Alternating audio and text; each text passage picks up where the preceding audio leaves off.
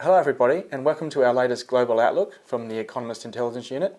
My name is John Ferguson and I am the Director of Global Forecasting, and I'm joined by my colleague Kaylin Birch, who's our Senior Commodities Analyst. This month in our update we're going to talk about our key changes and our major forecasts that have taken our attention over the last month. So to begin, Kaylin, where are we this month? Well, it's a big month in a sense. We've seen some growth revisions across the board that are taking overall GDP growth in 2017 up to a forecast of 2.9%. That was from 2.7% previously, and that's the fastest rate of growth, globally speaking, that we've seen since the financial crisis. When we saw growth about 4% in 2006, but since then nothing even really in that ballpark. So it's a big year. Right. Significant also because we've seen growth revised up kind of across the board in developed as well as developing nations. So in developing and emerging economies, we've seen a little bit of a boost from the rally in commodity prices. That's true of oil, that while still relatively weak is stronger than it was in 2016, as well as a lot of industrial metals that have been driven up quite quickly in terms of price. That's helped out some emerging economies, but it's not just a commodities boom. In fact, we really can't even use that word. It's also due to stronger underlying economic fundamentals. That's strong activity in manufacturing, in industry, in agriculture that are lifting growth rates across the board. I think one of the most interesting stories in that context is the Chinese growth forecast. Perhaps you can walk us through the major changes that we made to China this month. Sure. So China is obviously the world's second largest economy, one of our major forecasts. Now, the economic story is similar, but we have made a slight change to our forecasts. So the key part of understanding the China story is the debt. The debt to GDP ratio is well over 200%, and it's obviously a concern for many people. And we've always said that the Chinese policymakers will make a step change, chart a new path from next year, tightening monetary policy, increasing regulatory actions to rein in credit growth and deal with this debt issue. The story now is, though, we just don't think that fall will be as strong next year. So we were expecting growth to fall down to 4.8% next year, but now we're expecting 5.8%.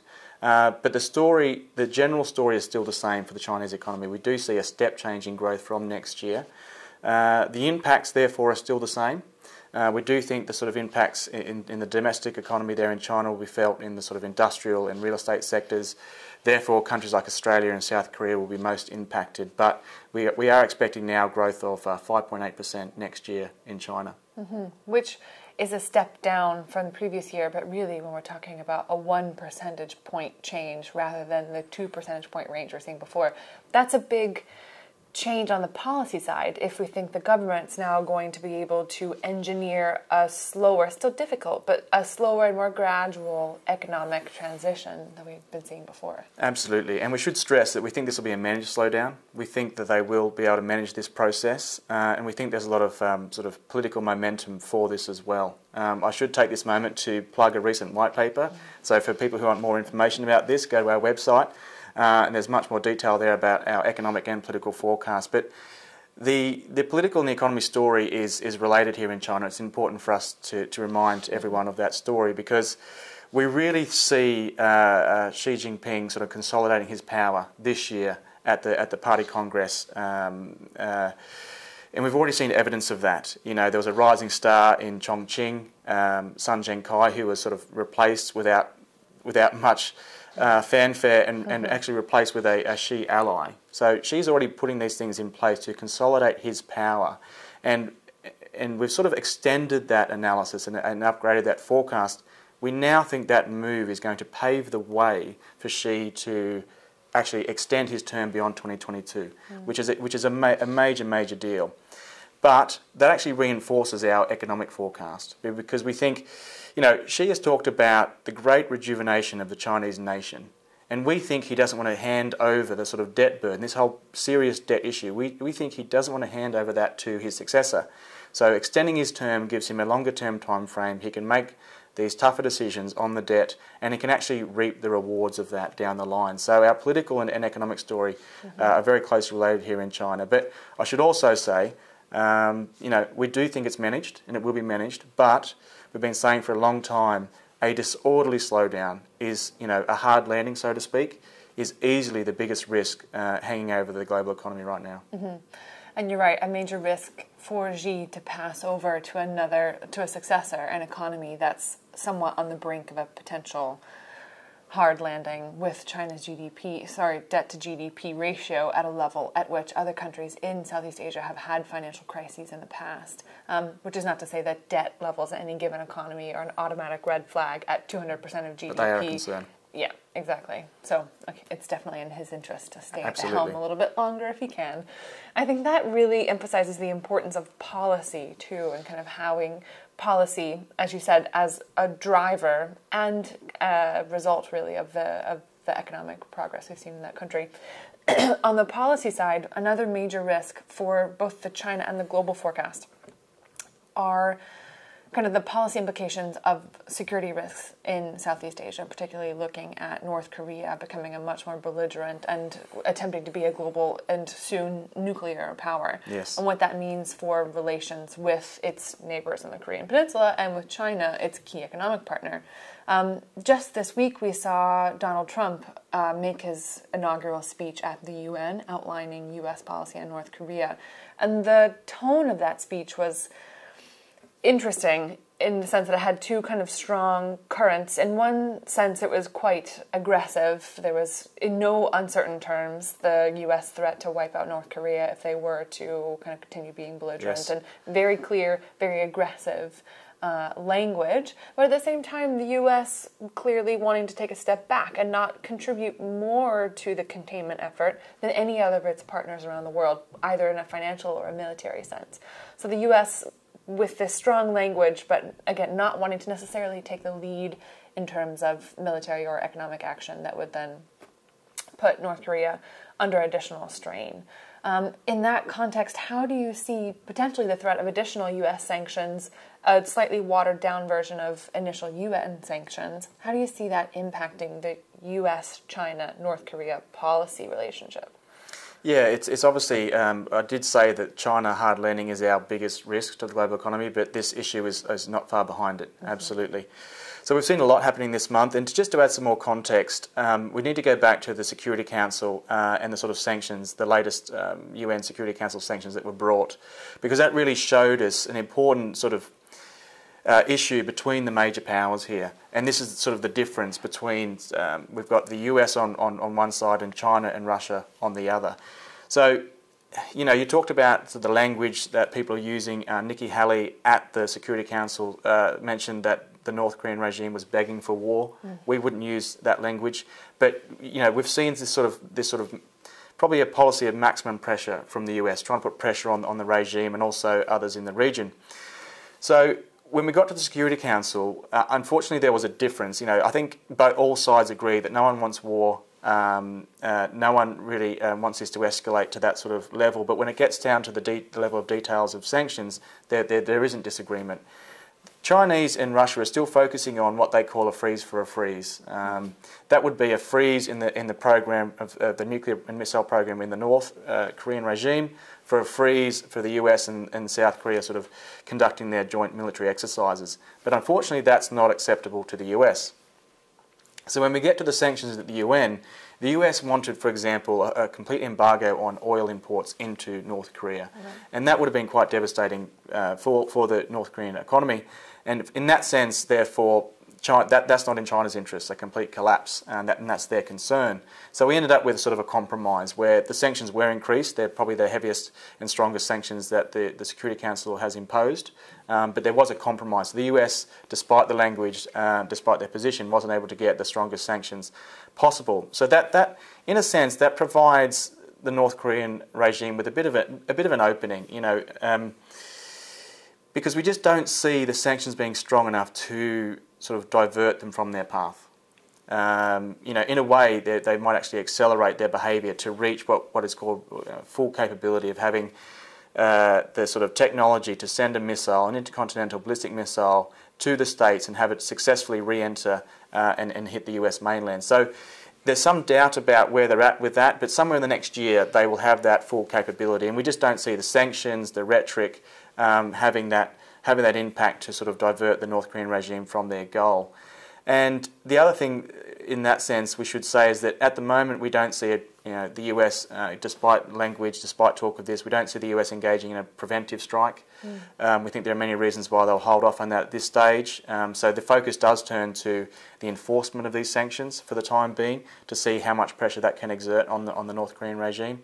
But we do think that, again, the regime will reach that full capability. And really what that means for US policy in particular is that even if they don't say this publicly, they will have to sort of acknowledge that the North Korean regime has reached that point, and in a way their policy towards the region and towards North Korea will have to shift towards a greater focus on containment and deterrence. So it's a big risk, but yeah, there's a lot to watch, and it's one of our key risks to the global economy.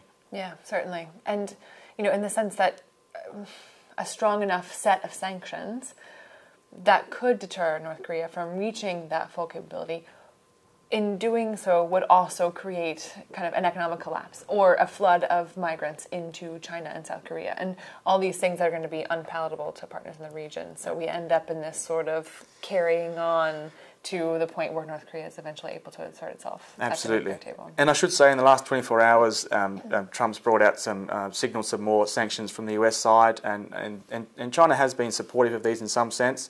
But again, we just need to reiterate, we just don't see that shifting the fundamental story here, which is not what the US wants, not what anyone wants, but we do think the regime will reach that full capability. Yeah. So that's North Korea. But maybe shifting back to economics, back to the sort of positive picture this year for the global economy. The US in particular keeps motoring along. Can I ask about, people want to know about the impact of the hurricanes. We can talk about the economy in a minute, but what about the oil markets? Did it have an impact either on the US energy markets or the oil markets overall? Well, there was a lot of initial concern. Even if we didn't see price movements really sharply in the days leading up to Hurricane Harvey, and then there were a few more a bit more volatility on the oil and gas prices leading up to Irma less than 2 weeks later. But all that to say, I think the episode of Harvey and Irma together shows the difference in developed and developing countries' ability to react to crises. And what we've seen, even looking historically, major developed economies able to have a much quicker recovery from even very destructive events like this, both because infrastructure is in place to quickly get supplies to the population and to reach facilities that may have been put offline, like power plants and things like that. So the infrastructure is in place to recover in the near term. But we also see occasionally an economic boost as property that was destroyed is repurchased in a way that a lower income country wouldn't see the spending boost in the aftermath of of an event like this. So in the US, we saw some damage to the Texan and Floridian economies, key oil and gas producer in Texas and a key really source of agricultural tourism and international trade in Florida.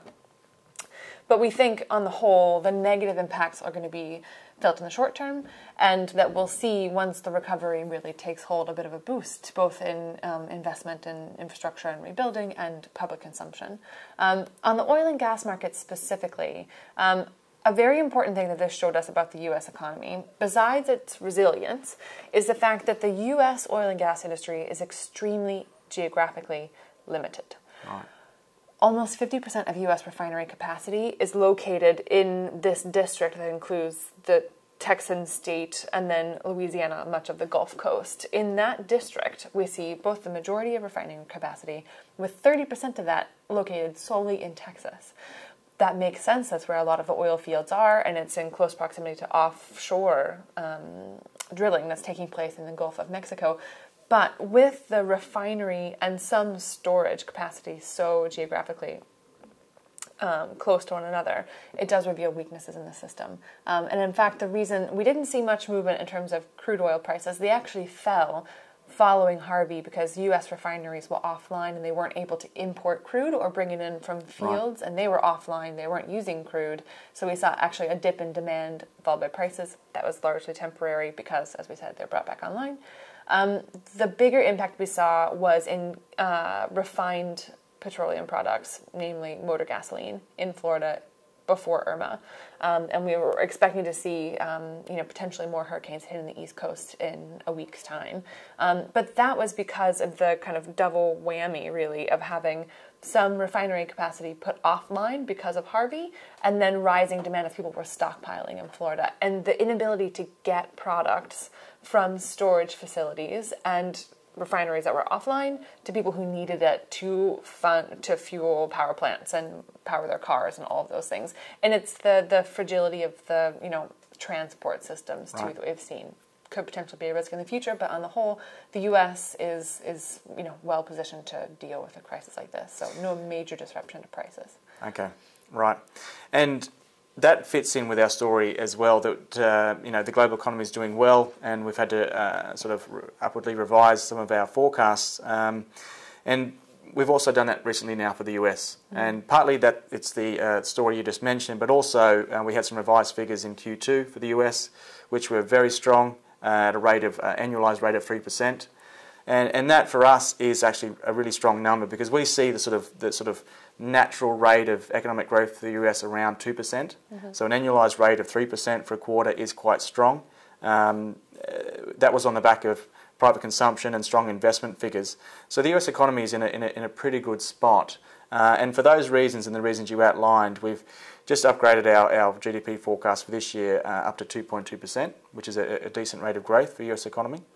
And then, so the questions that come from that now are the impacts on, say, monetary policy for the US. We haven't seen that feeding into inflation yet, have we? And that's the real conundrum that everyone's facing, particularly the Fed and us sort of watchers and analysts covering the US. So the inflation numbers that came out this month were really a bit of a non-event. It wasn't. They weren't strong. They weren't weak. So they're sort of in the middle, and this poses a real challenge for the Fed. So we had headline inflation coming in at 1.9% year on year. Probably more relevant to the Fed is core inflation, which strips out food and energy prices. That came in at 1.7%. And if we think about the Fed's target of 2%, this is obviously below the Fed's target. I should say core inflation did increase on a month-to-month basis, but on a year-to-year basis, 1.7% core is again a little bit below 2%. So one of the other figures we look at to sort of get a sense of inflation over the next few years is what the markets think in the US. We're able to look at sort of treasury yields and these things, and we're able to get an estimate of, say, the 5-year inflation expectations of the market. And in a worrying sort of position for the Fed, the markets over there believe inflation is only going to average 1.6% over the next 5 years, and that's obviously even further below the 2% target of the Fed. So the Fed's in a bit of a difficult position, but we do think the Fed will look through this sort of current soft patch, this lack of inflationary pressure. That we do think they'll look through these sort of numbers, and this week they sort of did strike that hawkish tone.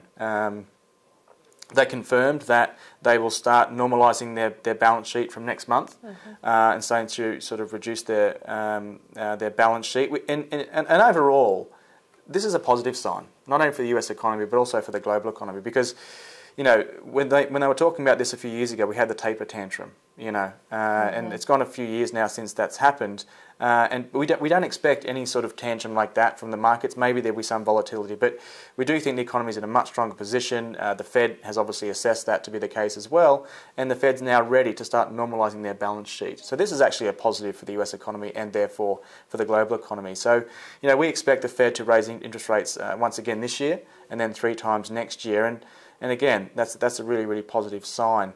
I should say that we're still holding on to our forecast of the Fed maybe going too far by 2020, and the US economy having a slight mild recession because of that in 2020. But overall, the US economy is in a very strong position. It's on the verge of beating a record for the length of the business cycle, and it does kind of change our ideas about what it means to have a business cycle kind of wear out after a few years. And in fact, with this kind of still low inflation but falling unemployment sort of scenario, we have a few more years of growth to run. Absolutely. And just finally, we should touch on the Eurozone and monetary policy there. The Eurozone, again, is in a good spot, maybe not quite at the sweet spot that the US economy is at, but it's gaining momentum. The recovery is entrenched. We're seeing more domestic demand. Unemployment is still high in some parts, but falling, which is obviously a positive sign. And in the ECB, therefore, we need to consider monetary policy from the ECB. Now, it's different to the Fed, but still, the language, the mood, the atmosphere around the ECB is vastly different to what it was when Mario Draghi made his statement of he'll do whatever it takes to save the euro. So we're in a very different spot. Monetary policy is in a different spot, and the eurozone is in a different spot economically. But we think the ECB will be a little bit more cautious compared to the Fed because of the reasons we just outlined. We don't see an interest rate hike, the next hike till 2022 from the ECB, possibly in 2021, and we see the ECB sort of tapering their own sort of QE program next year. The euro's been a little bit strong recently, so that may sort of slow that down a tad, but we still see the ECB moving in that direction in the next year. So overall, back to where we started, 2017 is actually a really great year for the global economy. Mm-hmm. Pretty much across the board. Nice to have a year of positive news. Absolutely. Some positive news. Some positive news. But yes, we still have those risks of the China hard landing, and the North Korea situation is something we'll keep a close eye on. But I think that's everything for today. We've covered a lot of ground. Mm-hmm. Thank you, Kaylin, for your time. And thank you to you all as well. And we'll talk to you next month with our latest global outlook.